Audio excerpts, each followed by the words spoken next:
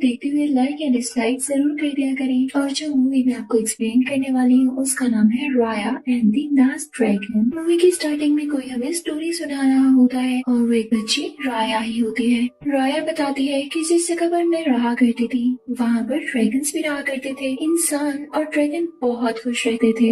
ये 500 साल पहले की बात है, लेकिन कहते हैं ना कि कोई किसी की खुशी ज्यादा देर तक बर्दाश्त नहीं कर सकता। तो इस लैंड को भी नजर लग गई और एवल स्पिरिट्स जेलस होना शुरू हो गई। वो इस लैंड की तरफ आ गई। वो जिस भी ड्रैगन या इंसान को हाथ लगाती वो पत्थर में बदल जाता। जल्दी उन एवल स्पिरिट्स ने सब ड्रैगन्स और सब इंसानों को पत्थर का बना दिया, क्योंकि वो लोग खुद इस लैंड पर रूल करना चाहते थे। उनमें से एक ऐसा ड्रैगन बच गया जो पत्थर का नहीं बना। उसका नाम सीजू था। सीजू और उसके भाई उस वक्त कहीं पर छुपे हुए थे, तो वो पत्थर बनने से बच गए। उन्होंने एक ऐसा जेम बनाया जिसको यूज करते हुए इस कर्ज को खत्म किया जा सकता था।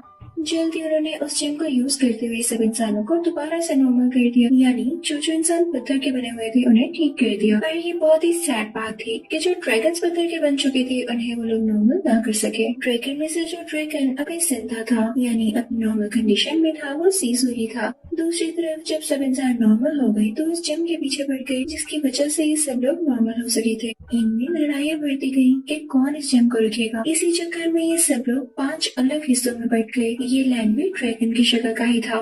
देखते ही देखते इस लैंड के भी 5 हिस्से हो गए, जिसको हर कोई अलग अलग लीड करने लगा।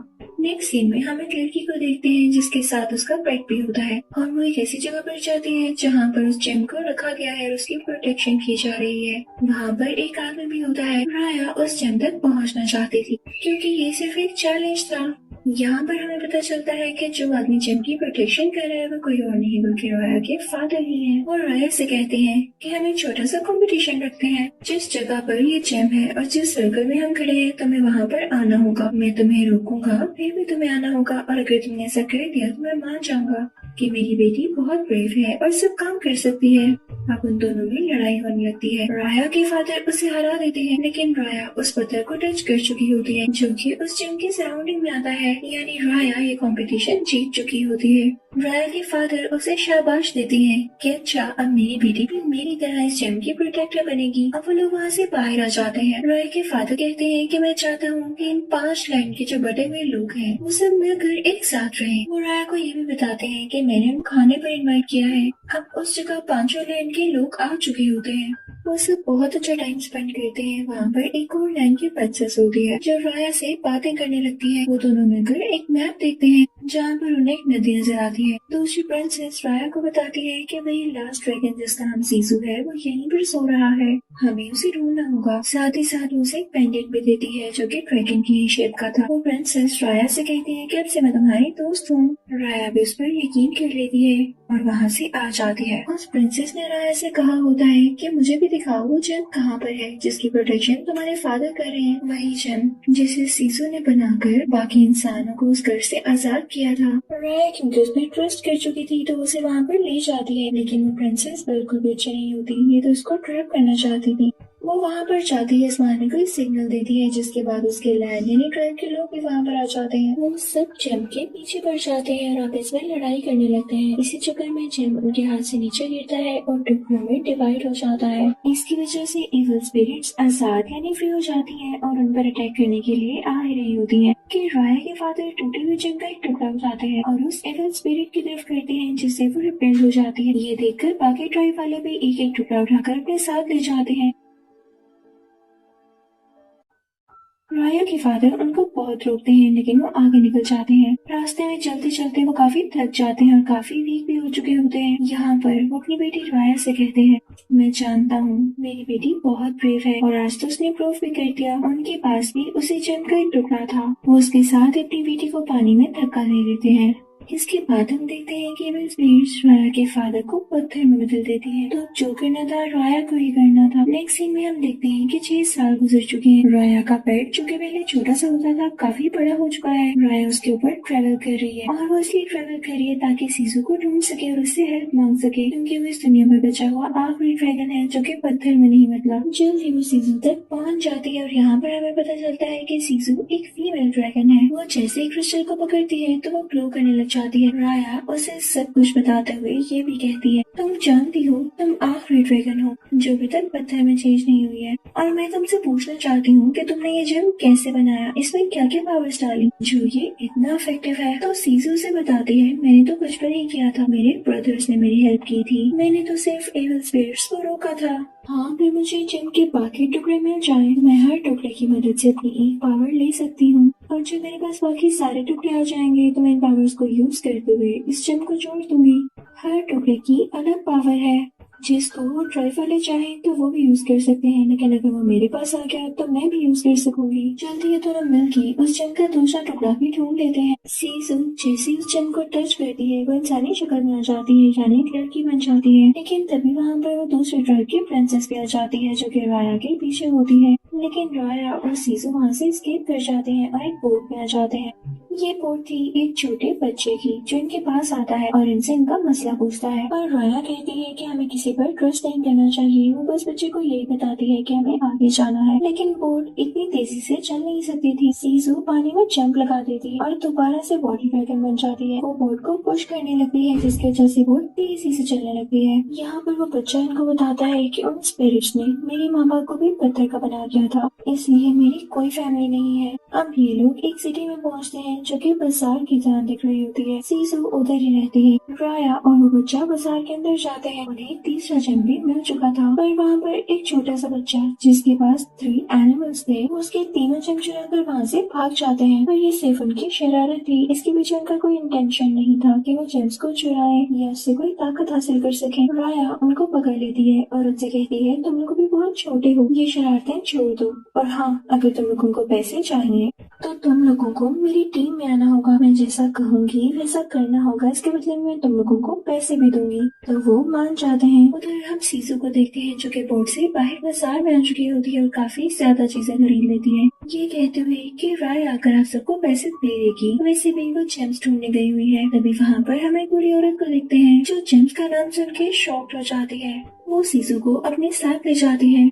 वो उसे जेम्स के बारे में पूछती है ताकि वो सब जेम्स को हासिल कर सके, पर सीजू उसे नहीं बताती। वो बूढ़ी औरत उसे ब्लैकमेल कर रही होती है कि वो उसे मार देगी। फिर तभी राया वहाँ पर आ जाती है और बूढ़ी औरत ने जो जेम लिया होता है उसके हाथ से छीन लेती है। वो सीजू को अपने साथ ले जाती है। ये लोग एक फॉरेस्ट में आते हैं। इनका पीछे करते करते वो प्रिंसेस भी आ जाती है जो कि राया से लड़ना चाहती थी, उसे ढूंढ रही थी। यहाँ पर इन दोनों में लड़ाई शुरू हो जाती है, लेकिन सीजू से देखा नहीं जाता और वो फिर ड्रैगन के रूप में आ जाती है। वो हर तरफ अपने मुंह से धुआं गिरा देती है, जिसके बाद राया जीत जाती है। जब सब देखते हैं कि तो ड्रैगन है तो कुछ लोग तो डर के भागने लगते हैं, लेकिन वहाँ पे एक वॉरियर होता है जो कि बोट वाले बच्चे को भी जानता था। वो जब ये देखता है कि ये ड्रैगन तो राया की दोस्त है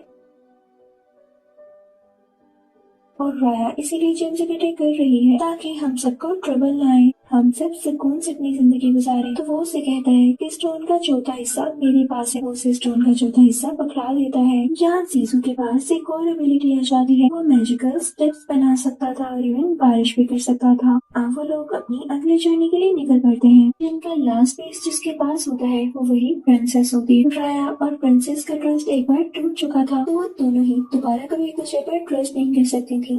लेकिन यहाँ पर वो बोट वाला बच्चा एक ऐसी बात बताता है जो कि राया बिल्कुल एक्सेप्ट नहीं करती। वो ये थी कि इससे अच्छा ये नहीं कि हम लड़े, एक दूसरे की जान जाए, तो क्यों ना हम सुलह का हाथ आगे बढ़ाएं। राया और प्रिंसेस की दोस्ती हो जाएगी, वो दोनों एक दूसरे पर ट्रस्ट करने लगेंगी। तो हो सकता है प्रिंसेस वो आखिरी यानी 5वां पीस भी राया को दे दे, क्योंकि सब पीसेस उसी के तो पास है और उस पर ट्रस्ट भी कर सके। साथ ही साथ राया को भी उस पर ट्रस्ट करना होगा कि अगर वो उससे दोस्ती करेगी, उसे गिफ्ट देगी, तो वो भी आगे से इससे दोस्ती करेगी और जेम दे देगी। पहले तो राया नहीं मानती, लेकिन सीजू से कहती है, आओ मैं तुम्हें एक जगह दिखाती हूँ। वो उसे एक ऐसी डीप जगह पर लेकर आती है जहाँ पर स्टैचूज होते हैं, और ये स्टैचूज आम नहीं थे बल्कि सीजू के भाइयों के थे। पता है, जब ये जेम उन्होंने सीजू को पकड़ाया था तो उन्होंने सीजू पर ट्रस्ट किया था कि वो सब डेविल स्पिरिट्स को रोक सकती है। सीजू ने सब कर दिखाया, लेकिन इसकी सेक्रीफाइस में, इसके बदले में इसके सारे भाई पत्थर के बन गए। यहाँ पर सीजू राय को समझाती है कि अगर उस टाइम ये लोग सेक्रीफाइस ना देते तो आज तक तो मैं भी पता की बन चुकी होती। उनका एक रिस्क लेने की वजह से मैंने सबको हरा दिया और आज मैं तुम्हारे सामने अलाइव खड़ी हूँ। यहाँ पर राया मान जाती है कि चलो कुछ नहीं होता, वो प्रिंसेस को गिफ्ट भी देगी और उसे सुलह भी करेगी। अब राया के पास एक आइडिया आता है। वो उस बेबी और उसके 3 मंकीज को एक लेटर देती है और साथ में एक नैपकिन में लिपटा हुआ पेंडेंट भी देती है जो कि बचपन में उसे प्रिंसेस ने उसको एज ए गिफ्ट दिया था।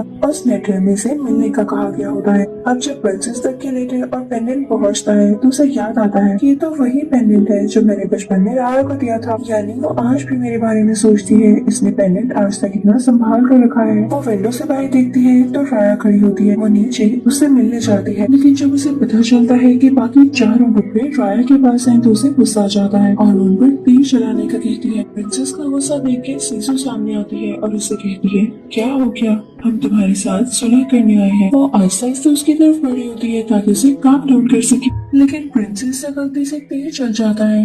वो सीधा सीजू को लगता है और वो पानी में गिर जाती है। सीजू यहाँ पर मर जाती है क्योंकि वो स्पेशली एक वाटर ड्रैगन थी तो उसके मरते ही पानी खत्म होने लगता है और जो उसकी दूसरी तरफ जगह थी वहाँ पर एवल स्पिरिट्स आने लगती हैं। प्रिंसेस भी जब ये देखती है तो वो अपना दूसरा टुकड़ा उठाए हुए जो कि 5वां टुकड़ा था वहाँ से चली जाती है। जब राया ये देखती है कि प्रिंसेस ने सुसी की जान ले ली है तो उसे बहुत गुस्सा आता है। उसके पैलेस में जाती है और उसे स्वॉर्ड फाइटिंग करने लगती है। वो लड़ते लड़ते उसको नीचे गिरा देती है। यानी राया चाहती तो उसको मार सकती थी, लेकिन बाहर काफी तबाही मच रही होती है। राया के बाकी साथी एक एक टुकड़े से बाकी सब इवल स्पिरिट्स को रोक रहे होते हैं। राया जब ये देखती है तो वो खुद भी उनकी मदद करने बाहर चली जाती है। प्रिंसेस ऑब्जर्व करती है कि इवल स्पिरिट्स ने उसकी मदर को भी नहीं छोड़ा और उनको भी पत्थर का बना दिया। ये देख के उसे भी बहुत गुस्सा आता है और वो भी अपने जंग का टुकड़ा उठाए बाहर चली जाती है और इवल स्पिरिट्स को रोकने लगती है। यहाँ पर राया देखती है कि सब लोग अलग अलग उस जेम से सब इवल स्पिरिट्स को रोक रहे हैं, पर कोई भी किसी पर ट्रस्ट नहीं कर रहा कि सबको वो टुकड़े पकड़ा दे, वो जेम एक जितना हो जाए और उसकी पावर से सारी इवल स्पिरिट्स दोबारा से वापस चली जाएं। यहाँ पर राया अपने साथियों से कहने लगती है कि हमें प्रिंसेस पर ट्रस्ट करना होगा, पर उसकी बात कोई भी नहीं सुनता। राया खुद ही एक स्टेप लेती है, प्रिंसेस के पास जाती है और उसे अपने जंग का टुकड़ा देती है। इतनी ही देर में इवल स्पिरिट्स उस पर अटैक करती है और वो पत्थर की बन जाती है। जब राया की साथी ये देखते हैं तो वो बहुत इम्प्रेस होते हैं और कहते हैं कि राया की इस सेक्रीफाइस के बदले हम उसकी बात मानेंगे। वो भी प्रिंसेस को अपने बाकी टुकड़े दे देते हैं। यहाँ पर प्रिंसेस को रियलाइज होता है कि सबने उस पर ट्रस्ट किया है और उसने इनके साथ अच्छा नहीं किया था। वो सब लोग पत्थर बन चुके थे तो प्रिंसेस काफी सैड होती है। वो सब जेम्स को मिलाकर एक बड़ा जम बना देती है, लेकिन इतने ही टाइम में एक इवल स्पिरिट उससे भी पत्थर का बना देती है। यहाँ पर सब लोग पत्थर के बन चुके थे, लेकिन तभी वहाँ पर एक मिरेकल होता है। उस जेम में से लाइट निकलने लगती है। वो सारे की सारी इवल स्पिरिट्स वहाँ से दूर भाग जाती है और उस जेम की एनर्जी से सारे जमे हुए लोग यानी वो लोग जो पत्थर के बन चुके थे दोबारा से ठीक होने लगते हैं, अपनी इंसानी शक्ल में आ जाते हैं। और अब की बार तो ड्रैगन्स भी जिंदा हो जाते हैं।